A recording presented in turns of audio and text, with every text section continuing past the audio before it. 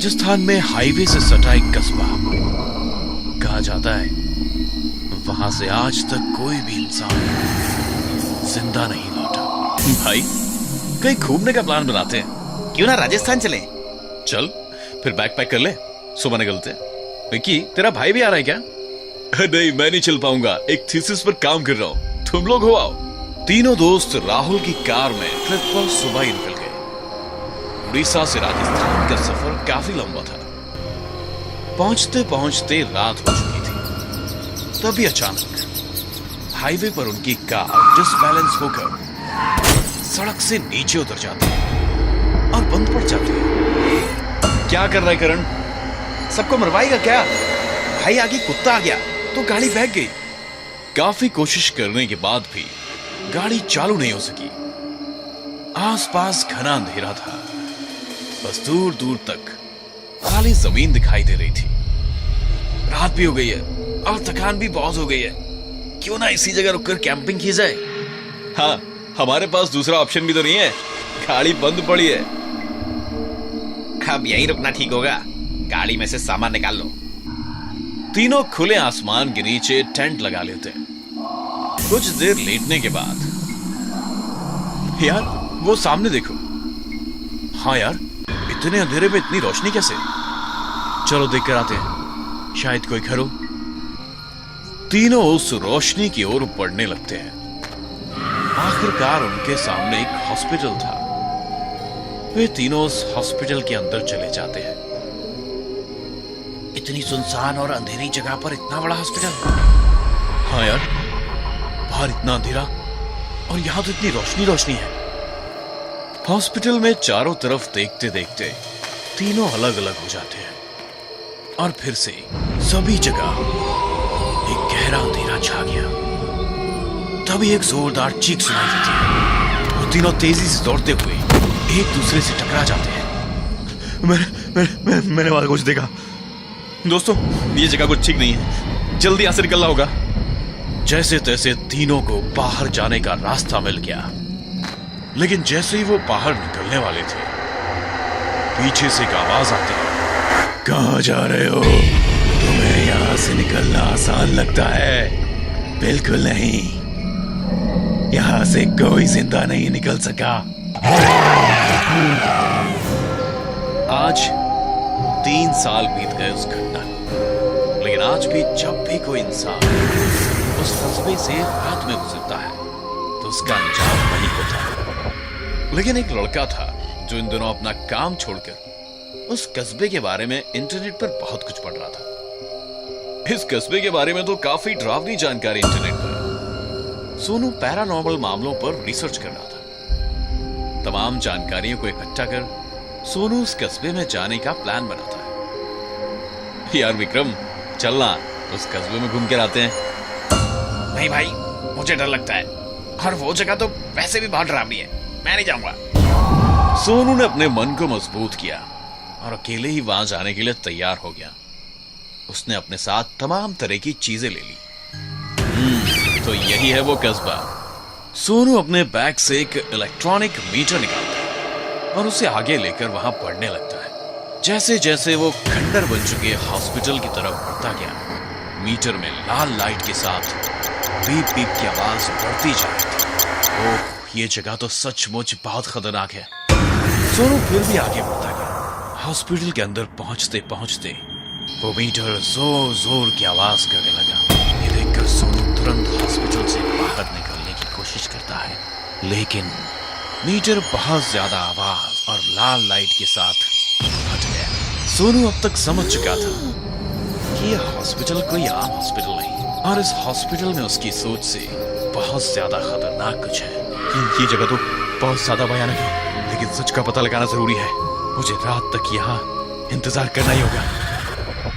सोनू हिम्मत करके वहां रुक जाता है, लेकिन फिर वो किसी से फोन पर बात करता है। सर, मेरे पूरे करियर में मैंने इतनी भयानक जगह नहीं देखी, आप प्लीज मेरी मदद कीजिए।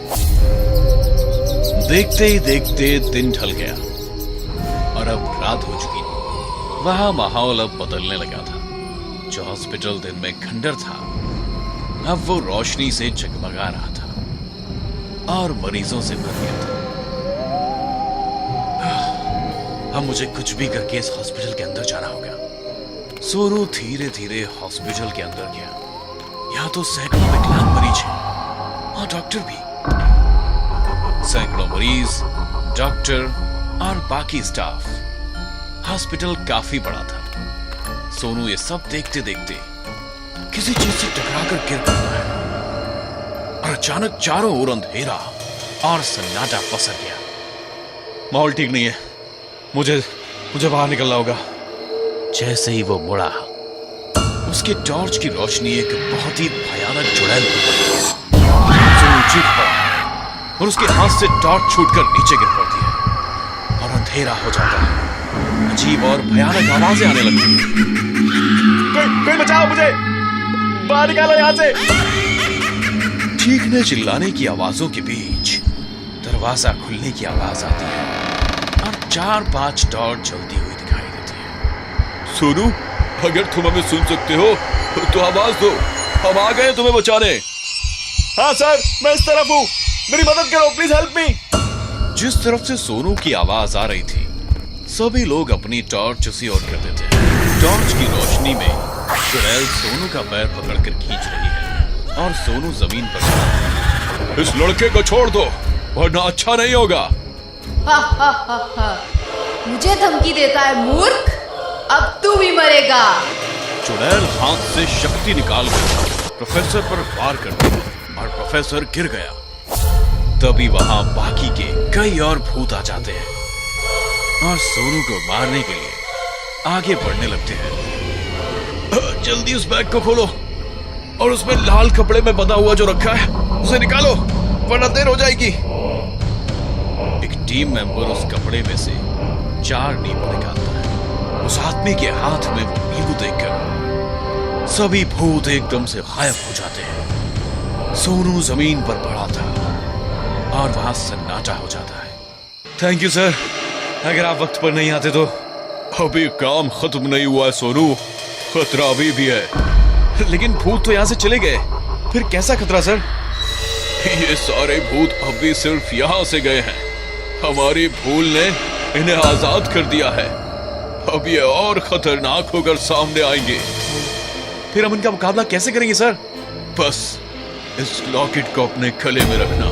प्रोफेसर सभी को एक-एक लॉकेट देते हैं। फिर वे सभी उस हॉस्पिटल के मेन हॉल में 2 नींबू और उस पर कोई खास पानी डालकर रख देते हैं और जल्दी दौड़कर वहां बने कमरों में छिप जाते हैं। मुझे कुछ अच्छा फील नहीं हो रहा है। मैं उसे बेहोश देखकर सभी डर गए। अब हमारे पास बहुत ही कम समय है। बैग में से लाल पाउडर निकाल कर रखो। जैसे ही मैं इशारा करूं, इस पाउडर को सामने फेंक देना। अभी वे उस बेहोश टीम मेंबर को ही संभाल रहे थे कि सोनू की नजर हॉल में पड़े नींबुओं पर पड़ी। सर, वहां देखिए, उन नींबुओं का रंग बदलकर लाल हो गया। वे लोग नींबू को देख ही रहे थे, तब तक वहां धुआं हो जाता है। अब एक विशाल भयावह चुड़ैल प्रकट हो गई। उसके भयंकर रूप को देखकर सभी बुरी तरह डर गए। जैसे तैसे खुद को संभाल कर सोनू, पाउडर फेंको। जैसे ही सोनू ने पाउडर फेंका,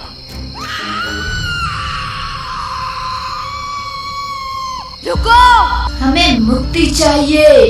पिछले 12 सालों से हम किसी का इंतजार कर रहे हैं जो हमें मुक्ति दे, लेकिन यहाँ सिर्फ ऐसे ही लोग आए जिन्हें अपनी जान की चिंता थी। हमारे बारे में सोचने वाला कोई नहीं आया। क्या हुआ था तुम्हारे साथ? सभी भूत अब सामने आ गए थे। मैं इस हॉस्पिटल की डीन थी। यहाँ हॉस्पिटल विकलांगों के लिए दिन रात काम करता था, लेकिन एक दिन दुर्घटना में हॉस्पिटल में आग लग गई। बेचारे मरीज विकलांग होने की वजह से भाग नहीं पाए और स्टाफ उन्हें बचाने की वजह से सब कुछ जलकर तबाह हो गया, लेकिन कोई भी हमें बचाने नहीं आया। मैं आप सभी का दर्द समझ सकता हूँ, लेकिन आपको किसी को मौत देने का कोई हक नहीं। इसलिए अब आप सभी को यह जगह छोड़कर जाना होगा। सोनू बैग से वो चमत्कारी पाउडर निकालकर सभी भूतों पर फेंकता है और उस चुड़ैल पर भी। तुझे खत्म करने का मकसद अब पूरा हुआ। अब मेरे भाई विक्की की आत्मा को शांति मिलेगी। सारे भूत धीरे धीरे वहां से गायब होकर मुक्त हो गए। एक भयानक आवाज के साथ चुड़ैल के भी प्राण निकल गए। फिर कभी उस कस्बे में किसी की मौत नहीं हुई, लेकिन आज भी वो खंडर किसी का इंतजार कर रहा है।